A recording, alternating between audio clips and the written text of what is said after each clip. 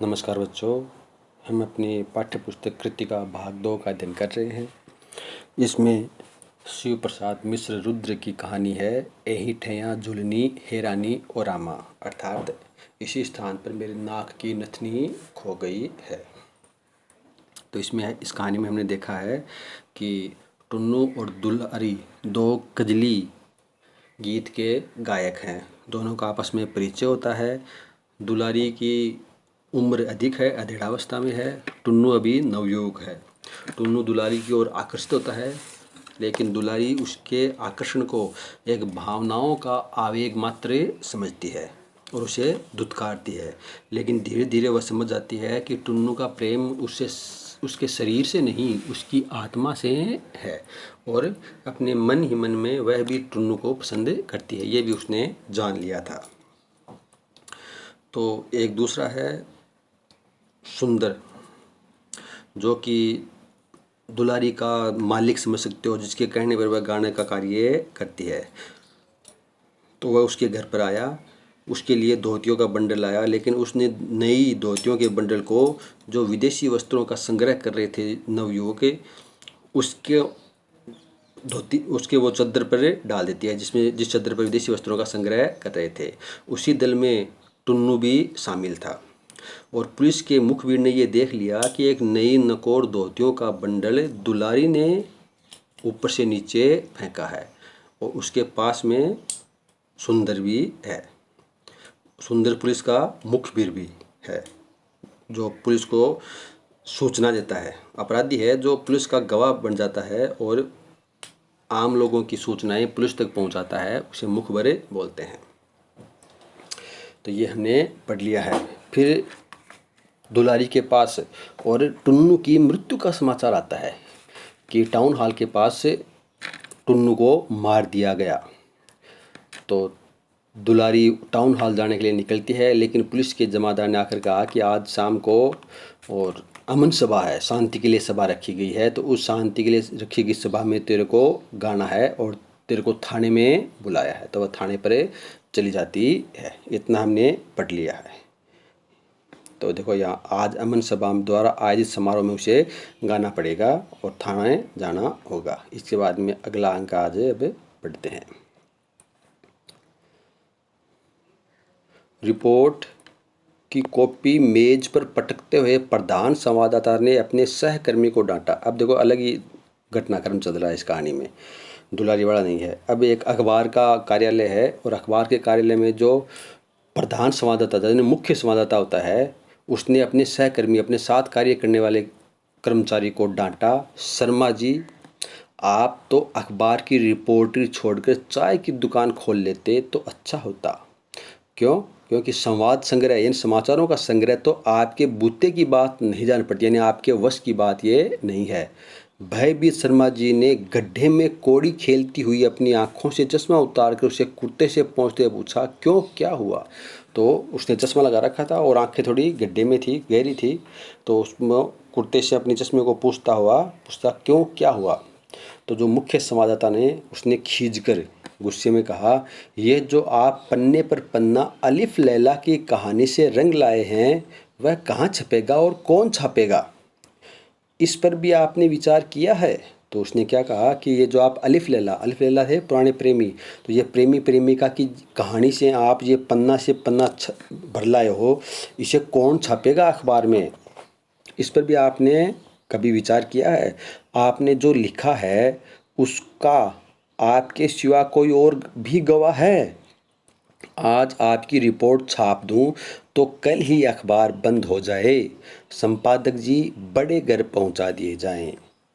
तो प्रधान संवाददाता, मुख्य संवाददाता ने क्या कहा कि यदि आपकी रिपोर्ट का कोई आपके सिवा कोई गवाह नहीं है और ये रिपोर्ट यदि मैंने अखबार में प्रकाशित कर दी, छाप दी, तो कल ही अखबार बंद हो जाएगा। बंद होने का मतलब है यहाँ पर कि अंग्रेजी शासन थी, अंग्रेज़ों का शासन था।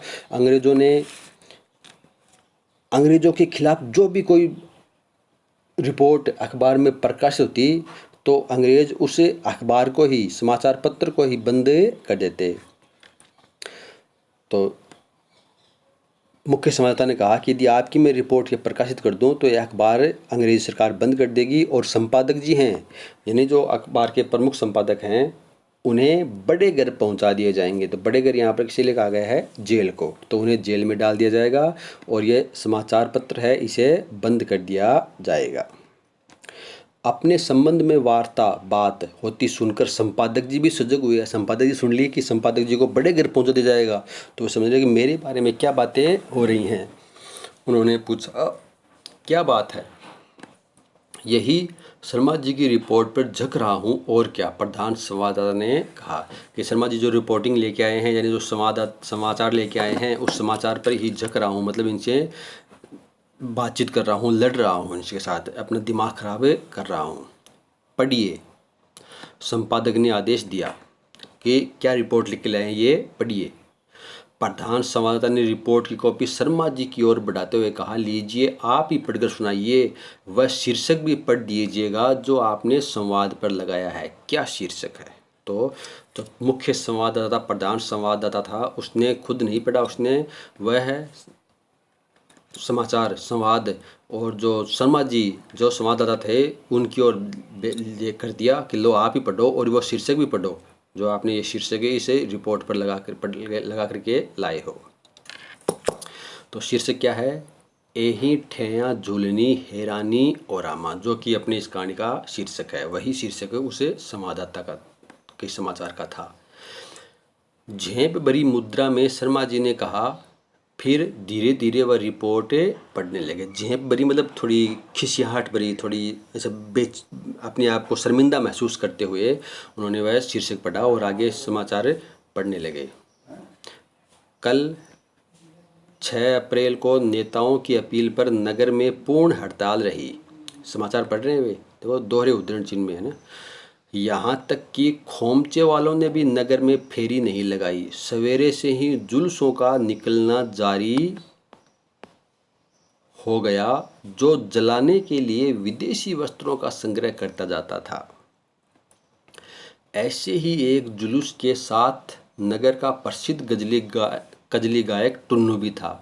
उस वक्त जब टाउन हॉल पहुंचकर जुलूस विघटित यानी समाप्त हो गया, तो पुलिस के जमादार अली सगीर ने टुन्नू को जा पकड़ा और उसे गालियाँ दी, मतलब गालियाँ दी। गाली देने का प्रतिवाद विरोध करने पर जमादार ने उसे बूट की ठोकरें मारी। ये सब क्या है? समाचार में लिख के लाए शर्मा जी, समाचार के रूप में है ये। चोट पसली में लगी, वह तिलमिलाकर जमीन पर गिर गया और उसके मुंह से एक चुल्लू खून निकल पड़ा। पास ही गोरे सैनिकों की गाड़ी खड़ी थी, अंग्रेजों की। उन्होंने टुन्नू को उठाकर गाड़ी में लाद लिया, लोगों से कहा कि अस्पताल को ले जा रहे हैं, परंतु हमारे संवाददाता ने गाड़ी का पीछा करके पता लगाया है कि वास्तव में टुन्नू मर गया। रात के 8 बजे टुन्नू का शव वरुणा में प्रवाहित किए जाते ही हमारे संवाददाता ने देखा है, तो उसका शव भी नदी में प्रवाहित कर दिया। ये समाचार लिख के लाए। आगे और भी लिख रखा है समाचार ये भी। इस सिलसिले में यह भी उल्लेख है कि टुन्नू का दुलारी नामनी यानी नाम की गोनिहारिन से भी संबंध था।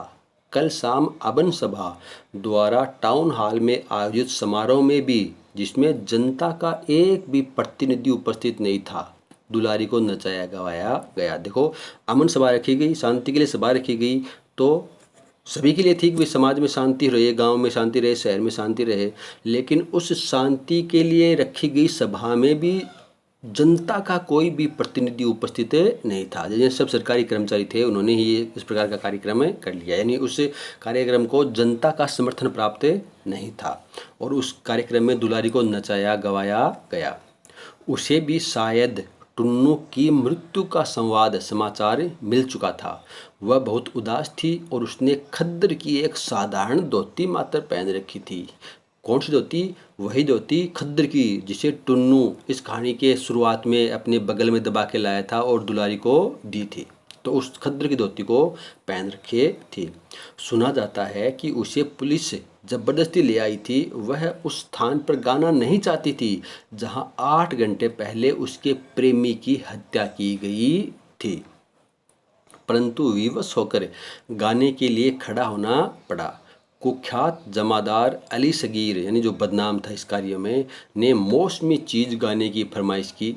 दुलारी ने फीकी हंसी मतलब जो अंदर से नहीं आई, झूठी मुस्कुराहट, तो फीकी हंसी हंसकर गाना प्रारंभ किया। उसने कुछ अजीब दर्द भरे गले से गाया, एही ठैया झुलनी हैरानी और रामा, कासों मैं पूछूं कि मैं किससे पूछूं कि हे राम, ये इसी स्थान पर मेरी नाक की नथनी खो गई, किससे मैं पूछूं। अब देखो, मैंने कहानी की शुरुआत में आपसे कहा था कि इस शीर्षक का एक मतलब है। दुलारी क्या कह रही है कि इसी स्थान पर मेरी नाक की नथनी खो गई है। तो नाक की नथनी को हम सुहाग का प्रतीक भी मानते हैं। अब देखो दुलारी का गीत, दुलारी क्या कह रही है कि इसी स्थान पर मेरी नाक की नथनी खो गई, अर्थात मेरा सुहाग खो गया। अब वह टुन्नू को अपना क्या मानती है, प्रेमी है, तो वह अपने उसको अपना सुहाग मानती है। तो उसके लिए गीत गा रही है कि इसी स्थान पर मेरी नाक की नथनी अर्थात मेरा सुहाग खो गया, कासों मैं पूछूं कि मैं किससे पूछूं। पास ही में कंपनी बाग के फूलों की खुशबू से वायुमंडल आमोदित हो उठा था, महक उठा था। चारों ओर सन्नाटा छाया हुआ था, जिसे भेद कर दुलारी की स्वर लहरी गूंज उठी। एही ठैया झुलनी हैरानी और रामा, कासों में पूछूं कि किससे मैं पूछूं। बूट की ठोकर खाकर दोपहर को टुन्नू जिस स्थान पर गिरा था, उसी स्थल पर दृष्टि जमाए हुए दुलारी ने दोहराया, एही ठैया झुलनी हैरानी और रामा, इसी स्थान पर मेरी नाक की नथनी खो गई। और फिर चारों ओर उद्भ्रांत मतलब चकित सी, हाँ, उद्भ्रांत का मतलब होता है भ्रमित चित्त या हैरान, मतलब हैरान होकर के, चकित होकर के उसने चारों ओर दृष्टि घुमाते हुए उसने गाया, कासों में पूछूं कि इसी स्थान पर मेरी नाक की नथनी खो गई, अब किससे मैं पूछूं, चारों ओर देखते हुए कहा। उसके अधर प्रांत पर, अधर मतलब ओठों पर स्मित की, मुस्कुराहट की एक क्षीण सी रेखा खींची, मुस्कुराहट की हल्की सी रेखा उसके ओठों पर आई और उसने गीत का दूसरा चरण गाया। सास से पूछूं, ननदिया से पूछूं, देवरा से पूछत लज्जानी हो रामा, कि मैं अपने सास से पूछूं कि अपनी ननद से पूछूं, देवर से पूछते हुए मुझे हे राम लज्जा आ रही है, मुझे संकोच हो रहा है कि मेरा सुहाग खो गया, मेरा सुहाग की जो निशानी थी वह यहीं पर खो गई है। देवरा से पूछत कहते कहते वह बिजली की तरह एकदम घूमी और जमादार अली सगीर की ओर देख उसने लजाने का अभिनय किया।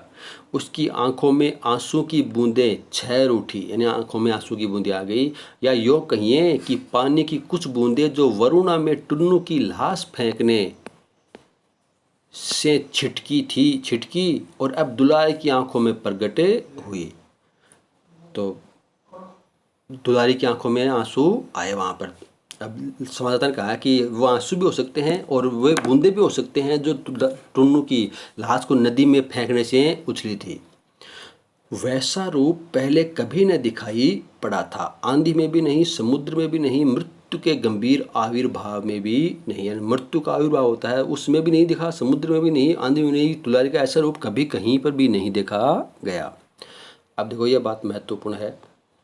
सत्य है परंतु छप नहीं सकता, संपादक ने कहा। क्यों कहा, यह पूछ सकते हैं। सत्य है लेकिन छप नहीं सकता, संपादक ने ऐसा क्यों कहा। वही जो इस अंक के शुरुआत में है। अगर इस रिपोर्ट को, इस संवाद को, इस समाचार को अखबार में प्रकाशित कर दिया जाता तो ये समाचार निश्चित रूप से अंग्रेज़ों के कुशासन की पोल खोलता है, और अंग्रेज इस प्रकार के समाचारों को किसी भी समाचार पत्र में प्रकाशित नहीं होने देना चाहते, तो वे इस समाचार पत्र को बंद कर देते और संपादक महोदय को जेल में डाल देते। इसलिए संपादक ने कहा कि बात तो सत्य है, समाचार तो सत्य है, लेकिन इसे अखबार में प्रकाशित नहीं कर सकते।